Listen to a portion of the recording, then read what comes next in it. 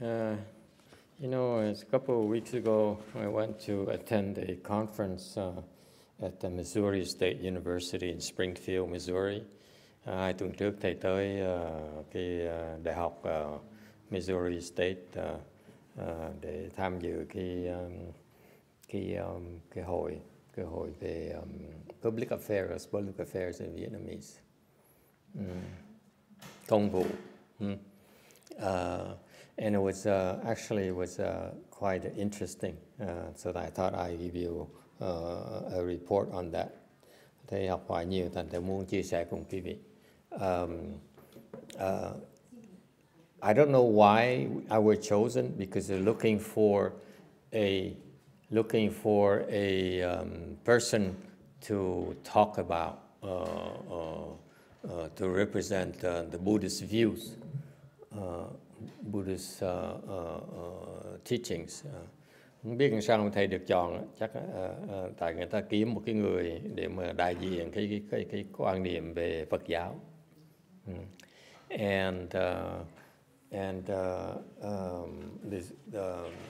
They asked me to go, and I said, how come there's so many much better educated PhDs and doctors in philosophy and Buddhism that could represent that viewpoint better, but somehow they chose to invite me. Maybe because I'm free, I'm cheap, and very cheap and free. I don't eat much. Chắc là chọn thầy tại vì nghĩ là thầy rẻ tiền với lại không ăn uống nhiều. They're very nice actually. I learned a lot. Học hỏi nhiều lắm. I came there not knowing what to expect. Tới đó vẫn không biết là phải làm cái gì hết đó. And it's it turns out to be one of the major events, very famous events of that university. Thì ra là cái hội đó, cái hội họp đó nó rất là quan trọng cho cái trường đại học này, rất là nổi tiếng. They have a lot of important speakers, mời nhiều người tới lắm. They're all professors. Most of them are professors, PhDs, and so forth, and big shots. Well-known people. Họ toàn là mấy người, toàn là cả tiến sĩ, với giáo sư, với mấy người nổi tiếng không à. I probably was the most obscure speaker. Thầy chắc là người mà tối tăm nhất. For example, ex-President Bush's daughter was one of the gave a keynote address, chẳng hạn như con gái của tổng thống Bush trình bày ở đó. But anyway, what's interesting to me is that I thought I would go there because I wanted to change the pace. Thầy muốn chọn đi, thầy quyết định đi tại vì muốn đổi cái không khí một tí.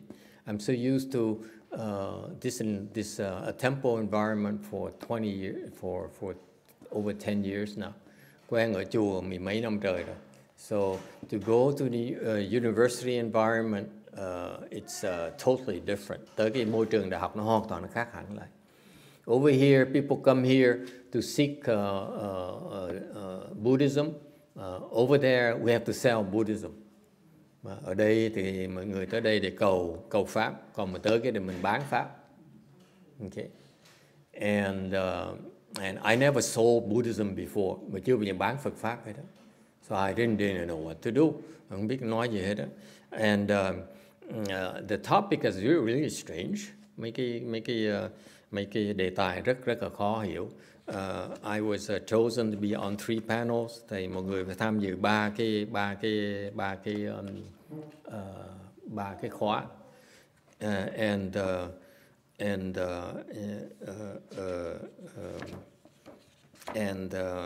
They talk about the first session I was so I flew there. They allow you to fly economy or business class. Họ rất là chu đáo, họ cho phép chúng ta bay máy bay, trả tiền máy bay. Thầy chọn đi máy bay rẻ nhất. I chose coach because a beggar sitting in business class doesn't look good.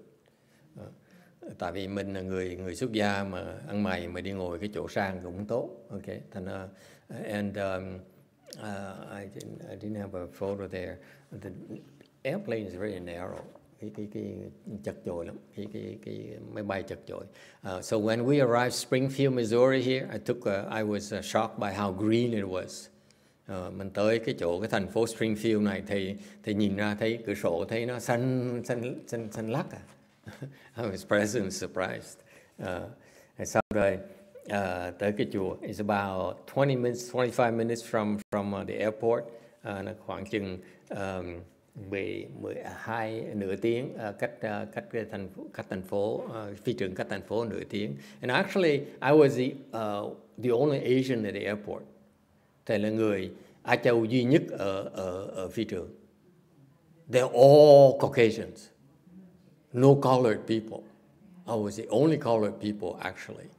Thầy là người hình như là người có màu da màu duy nhất.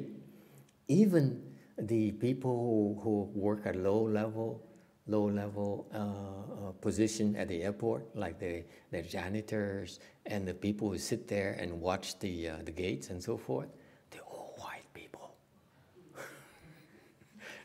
Lạ lắm, tới đó toàn da trắng không à, không ai da vàng hết á. So Courtney and I and her son were the only yellow people. Okay, and so we went back to the university. This is the main track at the university. You see here, this in a photo here. This is the library in the middle. Okay, đây là cái thư viện của họ này. On this side here is opposing it is around there is their stadium, football stadium. So actually, it's a rather large campus. Springfield is the third largest city in Missouri. Cái thành phố lớn thứ ba. They have about 170,000 people, khoảng chừng 170,000 người. And the campus is the Missouri State is the biggest employer. Và cái đại học là cái trường mà có nhiều nhân viên nhất của cái thành phố đó. And they've been growing. Cái trường học này đang phát triển.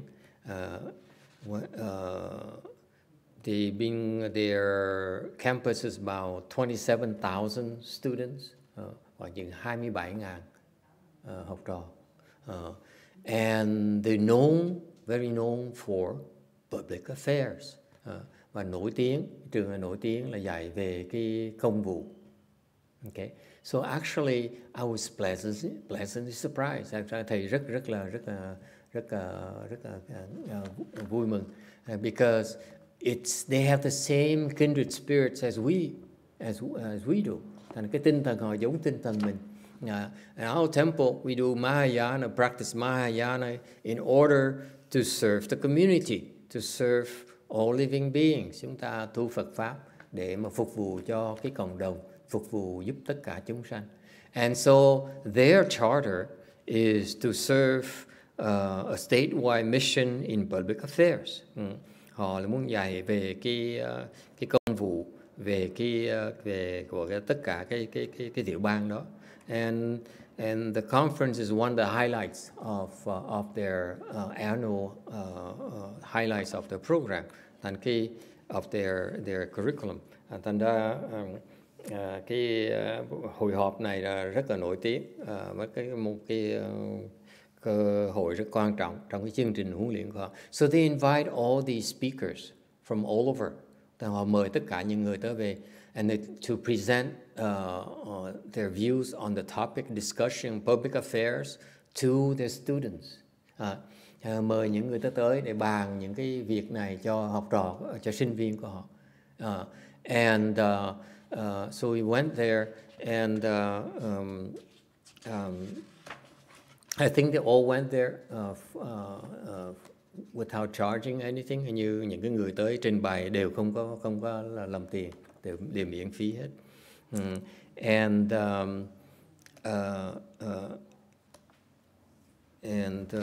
Again, what impresses me is not only the community spirit, cái mà thầy phục ở chỗ cái tinh thần phục vụ cộng đồng của họ. Okay, and so I was very happy to be asked to contribute our views on public affairs and community service. And thầy rất hân hạnh được có cơ hội để trình bày cái quan điểm về Phật pháp của mình, về cái tinh thần phục vụ cho cộng đồng. And what I learned is that the hospitality is excellent. Cái cách mà phục vụ của họ, cách mà lo cho những người tới trình bày nó rất là chu đáo. Okay, they are so thorough and so hospitable that we need to learn that so that when people come to our temple for, let's say, for the cheese, we need to have the same level of hospitality. Thành ra thầy học cái đó là muốn nhắc cái vì là cái tinh thần phục vụ cho những người mà tới chùa mình cũng phải như vậy. Tới tu thiền thất, Phật thất của mình, mấy cái thất này nọ phải phục vụ như vậy. They took very good care of me. Họ lo rất là chu đáo. Everything was taken care of. Tất cả mọi điều đều lo hết. They take care of the food, they take care of lodging, they take care of transportation, ăn uống đi tới đầy đủ hết. They take care of entertainment at evening. They have more speakers. They go out and try different restaurants. Tối thì mời đi ăn mấy cái tiệm ngon. There's no Michelin star restaurant though, unfortunately. So I didn't go to any restaurant. Thầy thì buổi tối thấy họ đi ăn mấy cái tiệm mà không có gì nổi tiếng, nên thầy không muốn đi ăn. Okay, if they had Michelin star, I would break the rules and go sample the beer. I mean the food a little bit. Nếu mà có mấy tiệm ăn mà nổi tiếng, thầy đã phá luật, làm ngoại lệ để mới ăn thử mấy cái bia, những ngày đó nó ngon lắm. Mấy cái tiệm ăn ngon, bia với rượu tốt lắm. Okay, so but the hospitality is incredible. I so well taken care of. Thầy rất phục cái tinh thần phục vụ, cái hiếu khách của họ. And we need to do that. When the guests come to our temple, we need to take care of everything. Okay, all their needs. Cho nên mình phải học cái đó. Là người ta tới tu với chùa mình, cái người Tàu, người Á Châu mình không quan trọng cái chuyện đó, cứ nói là tới đây để mà xin xỏ thì mình không, mà họ tới đây mình phải phục vụ cho họ. We should adopt the same attitude. When people come here, we should be really hospitable and serve all their needs. Is it clear? We need to improve on that. Mình phải tiến bộ cái chỗ đó. Is that okay? All right. They're growing. And I can see why, because these people are nice people. And they're striking a chord with the current generation. Cái tuổi trẻ thời này nó thích tới đó nó học. Okay, because the kids in this generation are more public service oriented. Tại vì cái tinh thần mấy cái tuổi trẻ thời này nó muốn phục vụ cái quyền cộng đồng hơn. And what does it mean? Nó nghĩa là sao? These kids are blessed. Nghĩa là những cái người này họ có phước dễ sợ lắm. You know that? Hiểu biết không? When you poor, you don't have blessings, all you can think about is yourself. Khi mình chưa đủ phước đó, mình chỉ nghĩ tới cái cá nhân mình không. Yes or no? I remember how hungry and how thirsty I was when I in college. Thôi mà thầy đi học đại học nghèo mà đói mà khổ sở vậy sợ. The last thing I wanted was to think about public affairs. I wanted to get a job. Hồi đó chỉ muốn kiếm cái việc thôi. Okay, lo mà sinh nhai thôi. These kids are interested in going into public service. Mấy cái người học ở cái trường đại học sinh viên này, họ thích vào cái làm việc công vụ. So these kids are very, very blessed. Do not look down upon these because they are not the top schools. Thành mấy cái nhóm người không phải người đặc biệt lắm. Đừng coi thường họ, nghĩ là họ không phải tới học cái trường đại học mà loại phải cao cấp. Okay? I went to top schools and we're not nice. The people I met are not nice. they actually are not nice people, too selfish. Cái trường thầy học, mấy trường hợp mà học giỏi đó, gặp mấy người đó toàn là ích kỷ mà rất là bỏng sẻn, very very stingy. Okay. So that's why until you have real blessings, you cannot think of public service, you cannot think of helping and giving to others. Thành cho tới khi mà quý vị đủ phước rồi đó, quý vị mới có thể có phát ra cái tâm là bố thí, phát ra cái tâm là giúp đỡ những người khác. So this is a very special place. I'd love to come back. Thành thầy muốn, thầy hy vọng được có cơ hội trở về lại đó. The next time I be better prepared, lần sau mà được cơ hội đi nữa đó, I go business class, of course. Thầy sẽ đi máy bay cái phần mà cái phần cao cấp hơn một tí, and try their wine list.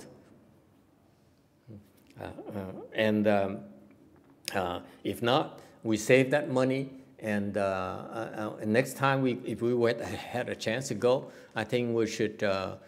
I know quite a few of you would like to go with me, and we can conduct chant classes. Mình đi có thể nhiều người đi hơn mình. We can drive a van there and hold chant classes. Mình có thể tổ chức mấy cái lớp thiền ở đó, or even present Mahayana seminars or talks to their religion department, hoặc là trình bày cái đại thừa. Because really we are at the forefront of the Buddhist Mahayana technology and knowledge in this country. Thì ra cái chùa mình nhỏ nhỏ như việc ra cái lý thuyết và cái hiểu biết và cái kỹ thuật của mình về cái đại thừa nó rất là cao. Okay, ở xứ Mỹ này. Okay, and we can present it to a seminar or be a guest speaker in some religion classes or something. Hoặc là mình tới mình trình bày mấy cái lớp học của họ về tôn giáo của họ, hoặc là lớp thiền. Definitely. What's interesting too is that I met so many professors. Gặp rất nhiều giáo sư, so many PhD professors who pursued me to talk about, guess what? Meditation. Và rất nhiều giáo sư đó rượt thầy mà hỏi thầy về cái thiền. Okay, and they're very interested because there's really they really want to learn meditation, and they don't know, they could not find a good and dependable and authoritative and competent sort of instructions. Họ kiếm ra, and they listened to my presentation, and they're very interested, and they wanted to learn about meditation. Có những người đi theo thầy, ba cái khóa đó đều đi theo thầy để nghe hết, xong cuối cùng tới hỏi gì đó la cà nói chuyện với thầy để mà hỏi về cái thiền. Okay, so there's dire needs for proper meditation instructions at universities environment. Thành ra họ cần nhất cái đại học, họ cần cái kỹ thuật về thiền. Okay, chant is sorely needed at academic environments. Quý vị biết không? Cái pháp môn thiền của mình nó rất là hữu dụng cho trong mấy người trường đại học. Okay, especially since our chant meditation technique produces results so quickly. Nhất là tại cái pháp môn thiền của mình, kết quả nó rất là lẹ. And, you know, I noticed, for example, nowadays the new students, they progress so quickly. It's amazing. Hiện bây giờ thấy mấy cái người tới chùa bây giờ đó, họ tiến bộ lẹ dễ sợ lắm. Much faster than you old timers. You guys are so slow. Bây giờ mấy người già như cái vị chậm quá đi, mấy tụi trẻ tiến bộ lẹ lắm. We're talking about month, weeks, and they enter samadhi. Một tuần, tháng họ nhập định ngay lập tức. It took me years. Thầy tu cả 2 năm mới nhập được sơ thiền. It took me 2 years to enter first dhyana. Now our students here, weeks they enter first dhyana. And they're women. It's disgusting. Bây giờ mấy phụ nữ tới đây, mấy cô tới đây, tu có vài tuần là nhập định ngay lập tức. Thầy tu 2 năm trời. Took me 2 years to enter first dhyana. That's how good the young people are nowadays. Thời buổi trẻ giỏi dễ sợ. Okay? So anyway, if we had a chance, I think we can drive a van there and rent an Airbnb, B&B or something. It's pretty cheap. Rẻ dễ sợ. You know how much a house is worth over there? You know? The cost for a house like in Rosemead here? A house comparable to Rosemead with 3 bedroom, 2 baths, 6,000, 7,000 square feet, garage and everything, 2-car garage and everything. Okay, you know how much? In a good part of town, I mean, not like in Rosemead.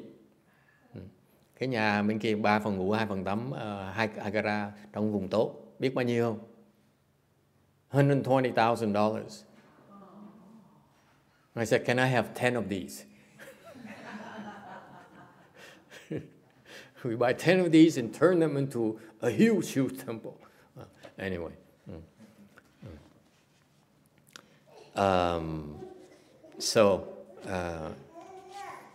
Luck has it that I so this is student union where we had our conference. Đây là cái chỗ mà union của học trò. And this is they put on these brochures, give you these gifts, a coffee mug, and so forth. And this is my first conference, the first panel, the first session. Cái session đầu tiên, we talked about philosophy and science. The topic is so convoluted. I didn't know what they wanted me to talk about, so I sat there and said, what am I supposed to talk about for 10 minutes? And cái phần đầu nói về cái science and philosophy, về khoa học với là triết lý. Ngồi đó mà cứ gãi đầu, cào đầu không biết mình nói cái gì. Mình nói phải nói 10 phút, 10 minutes. Okay? And let me present to you my co-panelist. Thầy giới thiệu quý vị biết. This guy here, Massimo, okay, has 3 PhDs. Ba cái tiến sĩ. One in genetics, PhD về cái what genetics? Di truyền. One in botany, một cái tiến sĩ về cái cây cối. And one about philosophy, một cái tiến sĩ về triết học. Okay? He's like a celebrity. Ông này ông nổi tiếng lắm. He's a speaker everywhere. Đi đâu nói được mời lên nói pháp. She's a geology professor. He's from New York, City College in New York. Okay. She's a professor in geology. Cô này là một giáo sư đại học. Okay. He's a professor in journalism in Syracuse, New York. Cái ông này là một giáo sư đại học ở bên vùng nước ước luôn nữa. And I'm a famous monk from Rosemead, California. I don't even have a PhD. Thầy là người duy nhất mà trong nhóm này mà không có PhD. and so you guess who the first speaker was? Massimo. And he said, he talked in 10 minutes, went through just like that. Cái ông này, ông giáo sư, ông tiến sĩ này, ba cái tiến sĩ này, ông nói 10 phút, nói bốc hết 10 phút. And I said, can I offer you my minutes please? Thầy giơ tay, tôi đề nghị tôi nhường cái 10 phút tôi cho ông được không? Thầy, no.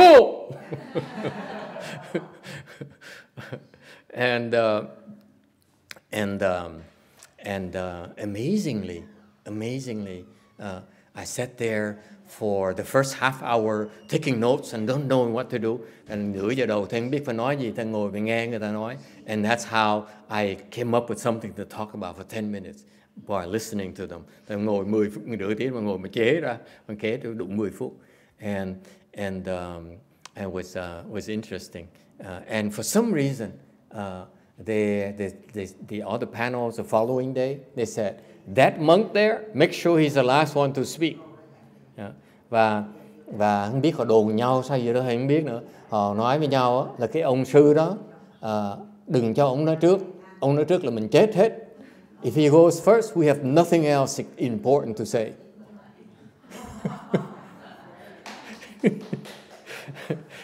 So for example, thầy nói cho quý vị nghe. This guy here, they talk about science, right? They say science is about facts. Ông người ta nói, ai cũng nói là cái khoa học là nói về cái what's facts, sự kiện, the truth, right? And philosophy is about values, và cái triết học là nói về cái giá trị. And I said, I disagree. Lúc tới phiên thầy nói, that's not how I think. In my humble opinion, science is about purpose. Đối với thầy, khoa học là cái mục đích. It's not facts. Philosophy is not about value. Philosophy is about doing the right thing. Cho nói triết học của thầy đối với thầy là làm cái việc đúng. Okay, I didn't have enough time. Thầy ngồi giờ thầy didn't explain. Why is that? Tại sao như vậy? Facts are only secondary benefit from science. Science is to serve a purpose. To go to the moon, to go to space. That's why you have science. And then because of going there, the purpose of going there, you come up with all these facts along the way. You discover these facts. Yes or no, sir? He's an engineer right there. You see? Quý vị thấy không? Khoa học chàng mình muốn đi lên mặt trăng, là mục tiêu khoa học lên mặt trăng. Vì muốn lên mặt trăng phải làm những phi thuyền, những máy bay này nọ, thì cái bởi mới chế ra cái khoa học đó. Chứ đâu phải khoa học là để là cái dữ kiện. Science always has a clear purpose. Never just simply gathering facts. Now all of a sudden, why are these people talking about facts? It's nonsense to me. The first time I said, oh. Thầy mới nói thầy nói cái quan niệm, maybe I've been a monk for too long. So I don't look at things the same way. Thầy nhìn cách khác. Okay? So science has a purpose. What about philosophy? Còn cái khoa học, cái triết lý là sao? They keep on talking about values, and this man here is very, very arrogant, and to me arrogant. He says, philosophy. I look at him. I said, I have a problem. I used to be an executive. Tôi nói nghe lúc trước tôi làm sếp. I see a reason why I would pay the scientist and engineer. Thì lúc trước tôi bỏ tiền tôi trả cái người kỹ sư, tôi trả người khoa học gia. Because I know they produce results for me. Tại vì tôi biết họ tạo kết quả cho tôi. Okay? But philosophy, I don't know how to pay you. Meaning, you have, what's your purpose in life? What's your contribution? Thành ra mới nói là tôi nhìn mấy người triết lý như ông á, tôi không biết làm sao trả tiền cho ông á. Tại cái giá trị ông ở chỗ nào? What's your value to society? And he says, you know what he said? Trả lời sao biết không? Yes, you need philosophy because we teach you how to think. Nói là quý vị cần cái triết lý tại vì chúng tôi dạy quý vị cách suy nghĩ. What's wrong with that? You teaching me how to think? Really? How arrogant. Who are you to teach others how to think? Really? You're smarter than everyone else? Quý vị thông minh hơn những người khác hả? You have 3 PhD, you're smarter than everyone else? If you're smart than everyone else, you should be in Stanford. Nếu mà cái người mà these people, they don't understand humility. Họ không biết cái sự khiêm tốn, right? You're so good. You should be, getting a Nobel Peace Prize in science or something. Okay, even those people, do they say they teach us how to think? Những cái người mà được giải Nobel đó, đâu có nói là họ dạy mình suy nghĩ đâu. Okay, anyway, I like them all, by the way. Thích mọi người. I think I love them because of their public service mindset. They phục họ, thích họ là tại vì, and we learn from each other. Actually, I sat in some of these the other sessions when I had time. I learned a lot. I love the spirit of these speakers coming to share the views to the kids or the future generation. Thì phục ở chỗ là họ bỏ thì giờ ra, họ tới, họ chia sẻ cái hiểu biết của họ cho cái đời sau. Their time is worth a lot of money. Thì giờ họ tốn tiền, okay? And yet they're willing to make sacrifices like that. Mà sẵn sàng hy sinh như vậy. That to me is remarkable. Cái đó thầy phục cái đó, okay? Not like me, always trying to make more money. This is second panel. It's about a good life. Cái nhóm thứ nhì nói về cái cuộc sống tốt đẹp. I said, a baker talking about good life. Trời, mấy cái người ăn mày mà tôi nói về cái cuộc sống tốt đẹp. I said I had nothing to say either. So she's some sort of hotshot from the government, ex-government programs, whatever, working with senators. Cái cô này là làm cho thượng nghị sĩ. This guy here, clearly he belongs to the panel. Okay. Cái ông này đương nhiên là, you know why? He's from Jamaica. Okay. Ông này ở cái đảo Jamaica. Okay. And this is my Buju, she calls herself, the author. Okay. Bà này là bà tác giả. Bà gọi là tôi là theo Phật giáo, để tôi là Do Thái giáo, cũng nửa Phật giáo nửa Do Thái giáo. He says I'm half Buddhist, half Jewish. And then me, the famous monk. Okay, và đây, okay. And I talk about good life. And she says, she's the one who says, make sure he goes last. Cái bà này á, okay, bà nói là không để ông này nói đi trước, ông mày này đi trước, ông phải đi cuối cùng. And she sat next to me, make sure I go last. So it's interesting because good life, and this is the moderator, and this is the timekeeper. Okay, so of course.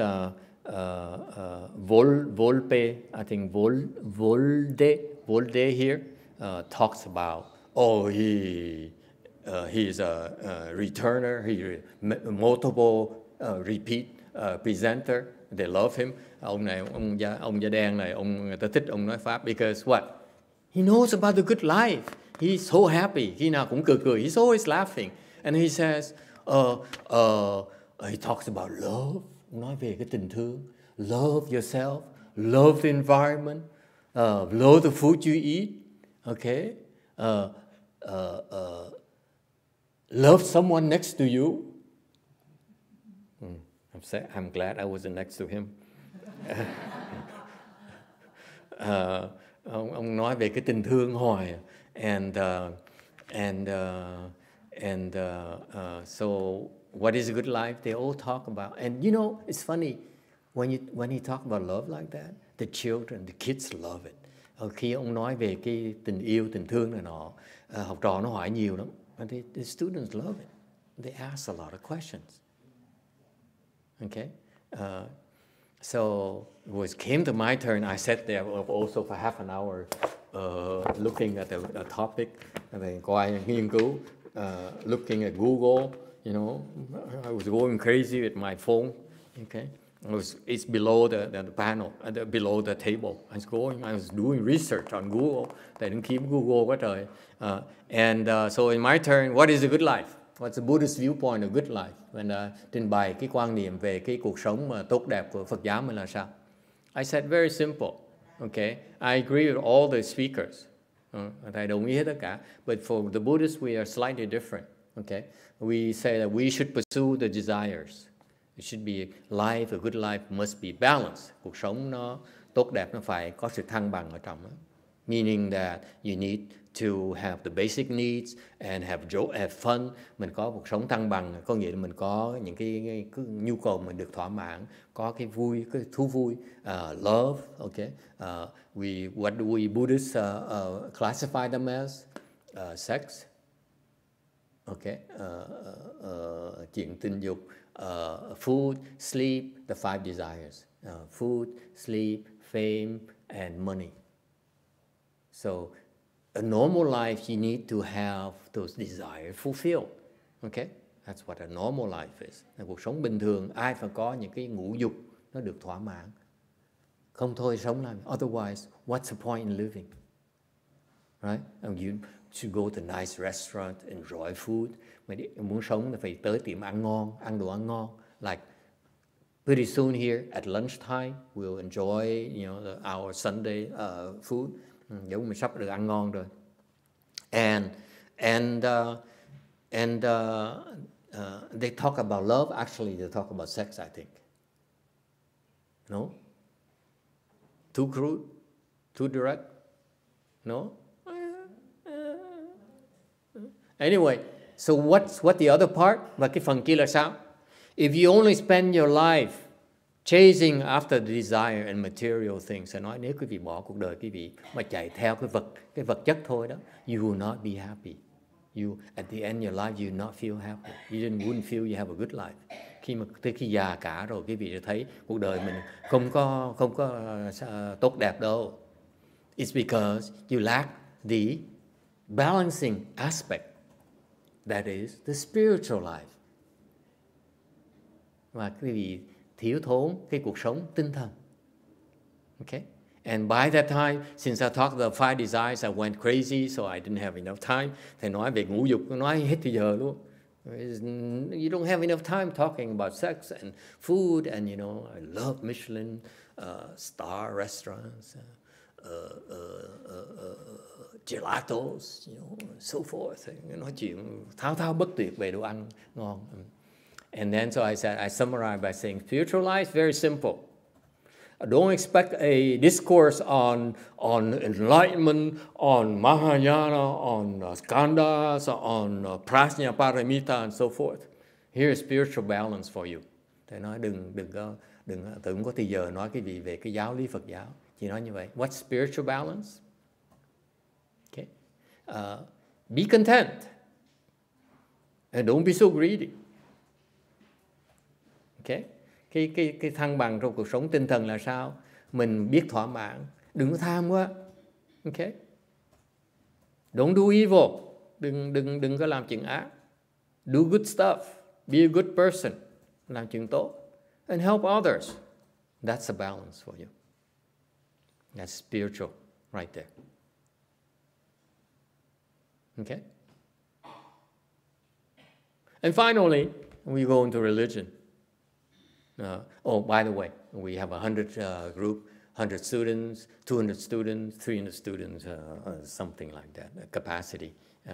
And professors actually go attend these things. I saw young kids. I saw also people with gray beard. I know they're professors or something.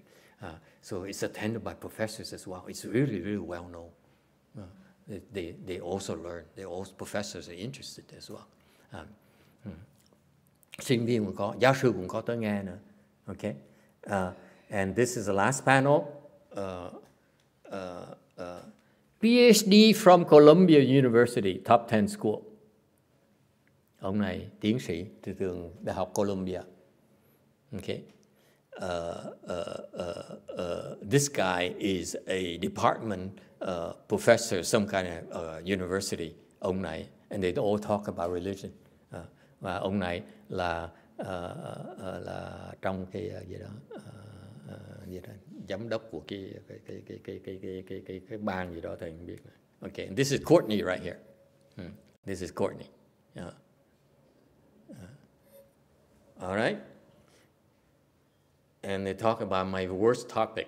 Và cuối cùng nói về cái phần mà tệ nhất của thầy, religion. Because I'm not there. I don't go out to spread religion. For the last 13 years, I've never done that. 13 năm qua, 14 năm qua, thầy không bao giờ ra nói để mà truyền bá đạo hết đó. So for me to come and speak about religion, I said, what I want to talk about. Rồi ngồi cái gãi đầu hoài không biết nói sao bây giờ. And they asked about one very interesting questions. This is a Bible Belt, so these Caucasian people are devout Protestants, Christians, or Catholics. Đây cái vùng này, cái vùng người da trắng, nên họ tin về Thiên Chúa giáo, Cơ đốc giáo, chứ không tin về Phật giáo. Okay, I might be one Buddhist temple somewhere, you know, and that's it. Hình như có một cái chùa ở đâu, maybe about the size of an outhouse. And so they said that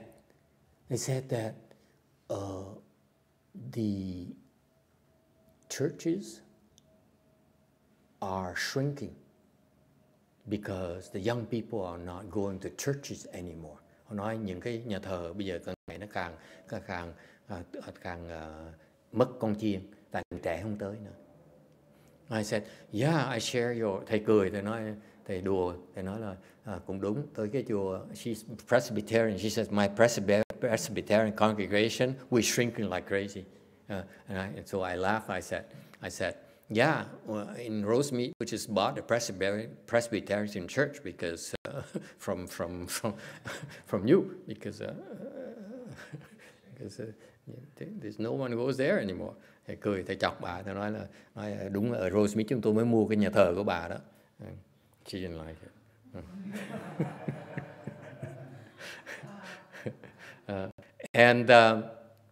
And so they said, what to do? Không biết bây giờ làm sao nữa. And so they asked a lot of questions. Họ trả lời họ nhiều câu hỏi lắm. There's a young Indian gentleman. Có một người trẻ, người Ấn Độ. Okay? Excuse me. I'm obsessed about colors for some reason. Because when I saw colors there, I said, wow, I feel at home. Tại thấy da trắng quá đi. Tại cái người Ấn Độ thấy da ngâm thấy giống da vàng mà thấy mừng dễ sợ lắm. And so the gentleman asked a question. He says, actually, the kids ask good questions. The professor asked good questions as well. Chắc là mấy người sinh viên hỏi câu hỏi hay, mà giáo sư hỏi câu hỏi hay lắm. This Indian young man here, he asked us, all of us. He looked at me, but he asked, my question is for all of you. Okay? I noticed that. Ông nhìn mặt thầy, ông nói là tôi muốn hỏi tất cả quý vị. Okay? Nhìn cái mặt thầy. But he looked at me. Okay? He says, what do you do when someone is despondent, unresponsive to you, kind of arrogant towards you? You try to talk to them, you try to explain to them, but they're so despondent. They don't buy into whatever you tell them. Nói làm sao bây giờ như người ta mà có vẻ khinh thường, có vẻ mà ỡm mà nói muốn nói chuyện người ta cứ ỡm cái vẻ khinh khi mình, làm sao bây giờ? And all these guys are saying, you cannot convert them. We try, but we can't always convert these non-believers. So, ông này, this department head, his guys, ông này cũng nói là không phải mình ai cũng khiến là làm con chiên được. The woman says, I give up because some of them are too difficult for me. Bà nói, I'm too old for that. Ông nói tôi già, tôi không muốn cái người khó khăn tôi làm lơ. Okay, I leave it to others. And this professor here, he says, his pastor here, he says, my answer is, you tell him God is love. Columbia PhD. That's his solution. Ông nói là Thượng Đế là tình thương. And so came to me, I said, they're about to move on. I said, can I? thì họ sắp bỏ qua thầy, sao có hỏi người khác, thầy cho tôi nói thực gì đâu. So look at that man. After I listened to all of them going about Catholicism, Christianity, and all those things, and what they can do to help people, to improve people's lives, and you explain that to people, to them. Nó phải giảng cái giáo lý của Thiên Chúa giáo, Cơ đốc giáo để cho họ thấy rằng nó rất lợi cho cuộc sống. And I said, sir, I look at the young man. Thầy hỏi nghe, does he bother you? Thầy nói là thầy hỏi ngược cái ông mà hỏi thầy đó, hỏi là cái người mà làm ông khó chịu, ông đó, cái người ta làm ông khó chịu. He said, so I repeated. Thầy ông kia cái ông trả lời, thầy mới nói tiếp, does he annoy you? Does that kind of person annoy you? Thầy nói gặp những người như vậy khiến ông bực không? He said, ông bắt đầu ông put him on the spot. Okay, hỏi ngược lại ông, thành ông không bất ngờ. So I said, he bothers you, doesn't he? He says, yes, he bothers me. Thầy nói là tôi xác nhận là cái người đó, những người hàng người là ông khó chịu, đúng không? Ông nói đúng, thầy nói đúng. I said, if you bothered by that, thầy trả lời, nếu như mà ông bị cái người ta làm khó chịu như vậy, you cannot fix the problem. Ông giải quyết vấn đề này không được đâu. You have to rise above it before you can fix that problem. Ông phải vượt qua cái khó chịu đó, ông mới giải quyết được cái vấn đề này. This guy looked over. Yeah. These people are so honest and sincere. They don't, you know, I like these people. Họ tới, ông ngồi bên cạnh để thích dễ sợ. He showed. Okay? It's no rivalry. We all trying to contribute to these kids, opening these kids' minds. Chúng tôi tới đó để giúp mở mang cái trí óc những cái người sinh viên ở đó. It's no, you know, it's nothing personal. Okay? And so the young Indian guy seems to like it. He came up to me and thanked me after the session. Thành cái ông sinh viên trẻ, người Ấn Độ đó, tới cảm ơn thầy. Okay? He says, thank you. You know, my mom told me to go see you. Nói là mẹ tôi biểu tôi tới ngày nữa tới nghe thầy nói. He said, it turns out the mother is a professor who asked me about meditation the day before. Mẹ ông là cái người giáo sư mà tới học thiền với thầy ngày trước. And I told some of you briefly. She says, I don't like your style of meditation. Okay, I'd rather do it my way, but teach me anyway. Nó nói tôi không thích cái cách mà cái cách phương pháp huyền thiền của thầy. Tôi làm theo kiểu tôi, thầy dạy theo tôi cái kiểu tôi mới được. So I talked to her and somehow she liked it. It's funny, these people teach me, but teach me what I want to hear. Okay. Nói là tôi phải dạy cái mà tôi muốn nghe đó. If you tell me something I don't want to hear, I cut it off. Nói gì mà không muốn nghe là cắt ngay lập tức. Okay? And somehow she liked it and asked me to give a lot of questions on meditation and so forth, and even spiritual life. All right. So anyway.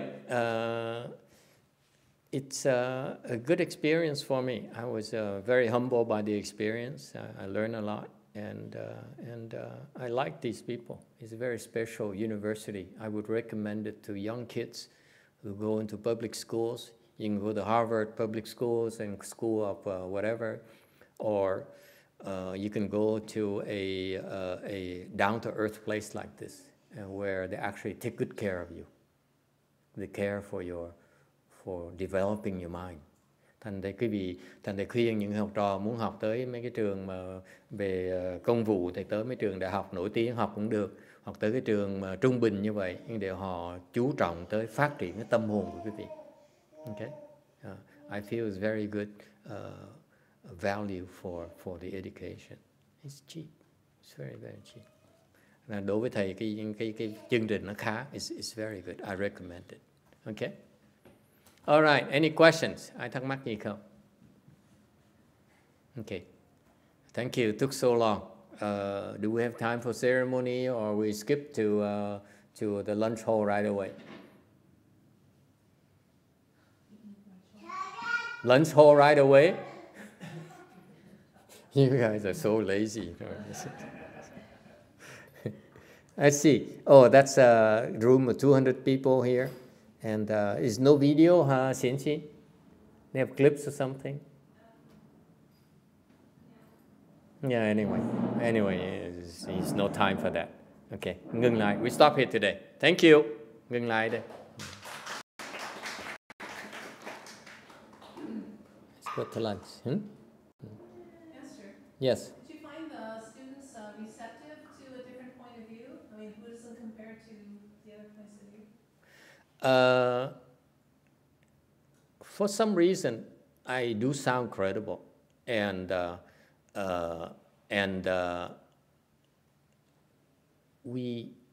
questions that were directed at me came from the students who caught on to the deeper, the more profound part of my talk. They catch on. They understand that part. So the question reflected that. So yeah, the students are pretty good actually. And then there's always, especially during the religion session, they always the majority of them are worried about Catholicism and so on, and believe in God and so forth. And their faith is pretty strong. Okay, they're good people, but of course you always find outstanding students, smart people there. Okay. All right. Okay, we stop here. Thank you.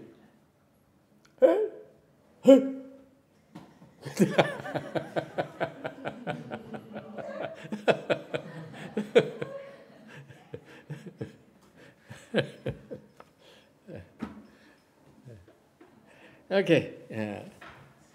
Guess what you're going to have for lunch today? Apples.